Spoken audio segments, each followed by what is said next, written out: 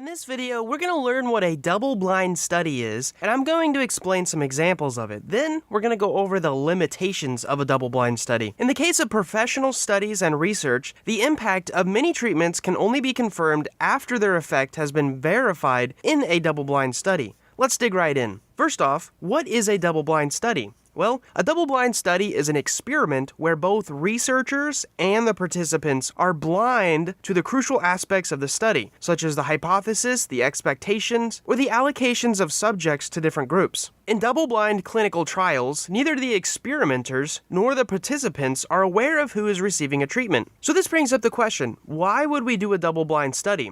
Well, the main purpose of a double-blind study is to minimize the effects of the experimenter bias. In other words, the results of the research are less likely to be affected by external factors, such as the experimenters verbally or non-verbally communicating their assumptions about the treatment's efficiency, or maybe the expectations of the participants. Double-blind studies serve as an invaluable scientific method in the pharmaceutical industry, specifically in trials where they're regularly used for determining the impact of new medications. These types of studies are the very foundation of modern evidence-based medicine. They're often referred to as the gold standard for testing medications, that is, the most accurate test available. While double-blind studies are known for their application in medicine, double-blind studies are widely used to validate theories and ideas in many other fields, including agriculture, biology, chemistry, engineering, forensics, and even social sciences. Next, let's go over an example of a double-blind study. Identifying successful treatments is a complex procedure. Let's say that you're a physician and you prescribe a new medication to a patient. After taking the medication, the patient reports improvement in their condition.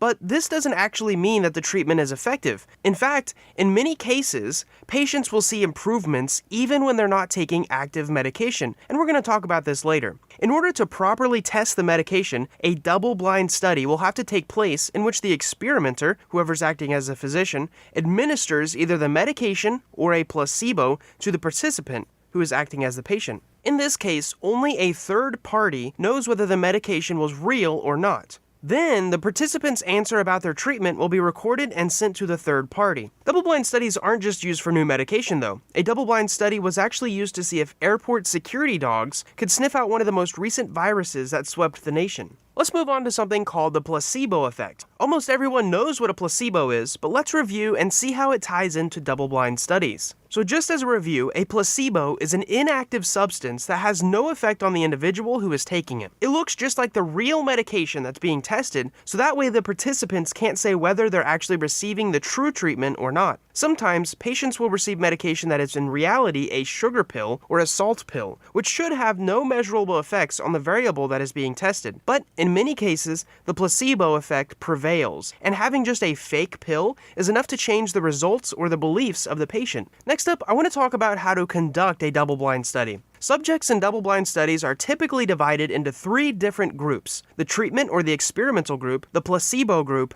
and the control group. Participants who are not receiving any treatment are placed in what is called the control group. This group serves as the baseline for determining whether the medication in question has any significant effects. If the control group gets better over time, then this improvement will set a standard against which the other two groups will be compared. People placed in the treatment group are given the actual medication, while subjects placed in the placebo group are offered a placebo pill. The participants in the treatment and placebo groups, nor the experimenters, have the information on who is actually receiving the real drug. If the experimenters knew, it is likely the results could change due to experimenter bias, of which we recently posted a video about. Anyways, at the end of the trial, data is collected from all three groups and compared to determine if the treatment had the expected outcome. If subjects in the placebo group are better off than the control group, this positive development can be attributed to the participants' belief that the pill works. But if people in the treatment group improve more than those in the placebo one, then the results can be attributed to the effect of the medication. Next up, I want to talk about some differences or variations of blind studies. There are several different types of blind studies being used in research, such as double-blind comparative studies, single-blind studies, and even triple-blind studies. So in double-blind comparative studies, one group of participants is given a standard drug instead of a placebo. These studies compare the effects of new medicine with an old one whose impact has already been proven. This kind of study is useful in determining whether a new treatment is more effective than an existing one. There are also single single-blind studies. In single-blind studies, only the participants are not informed whether they are receiving the real treatment. Thus, they are the only blind ones in the experiment. The experimenters, on the other hand, know which participants belong to which group. As we mentioned before, the problem with this is the experimenter bias. Next up, we have triple-blind studies. Triple-blind studies are clinical trials in which knowledge about the treatment is hidden not only from the subjects and the experimenters, but also from anyone else involved in organizing the study and data analysis.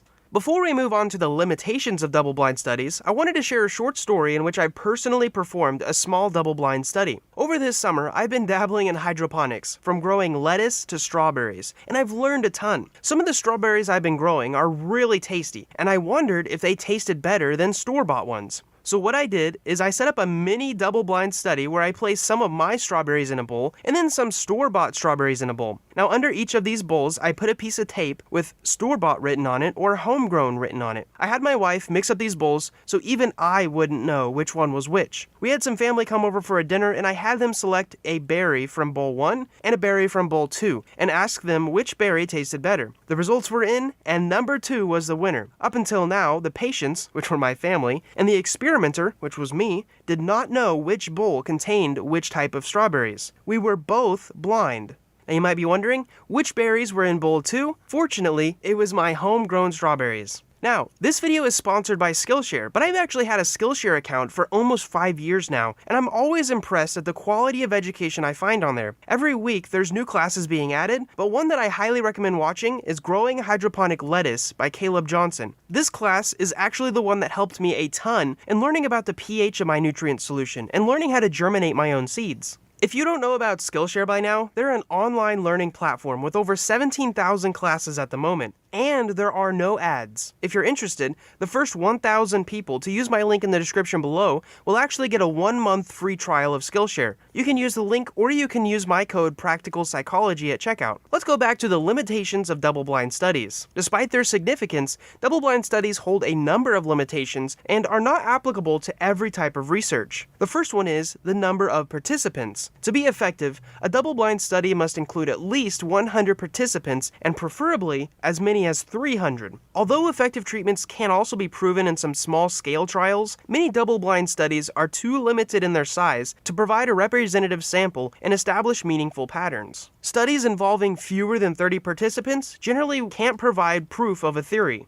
Another limitation is the types of double-blind studies. Double-blinding is not feasible for all types of trials. For instance, it's not possible to design studies on therapies such as acupuncture, physical therapy, diets, or surgery in a double-blind manner. In these cases, researchers and participants just can't be unaware of who is receiving the therapy. Another limitation is the nocebo effect. Now, participants in clinical trials must be informed of the possible side effects that may result in an experimental treatment. However, the mere suggestion of a negative outcome may lead to a negative placebo effect, also known as the nocebo effect. It can result in participant dropouts and the need for additional medications to treat the side effects. In research, the use of a placebo is generally acceptable only in situations where there is no proven acceptable treatment for the condition in question. For ethical reasons, participants must always be informed of the possibility that they will be given a placebo. As a consequence, some participants may think that they feel the effects of a placebo, which makes them believe that they are in the treatment group. The high positive expectancy is a disadvantage that can lead to a misinterpretation of the results. Another downside is the cost of double-blind studies. Double-blind procedures are very expensive. They may take several months to complete and lots of money, as experiments often require numerous trials using different groups in order to collect enough data. As a result, double-blind studies can cost up to several $million, depending on the amount of work required and the industry in which the product is being tested. Wrapping this video up, I want to thank you for watching. I really hope you enjoyed the video, and most of all, I hope you learned something today.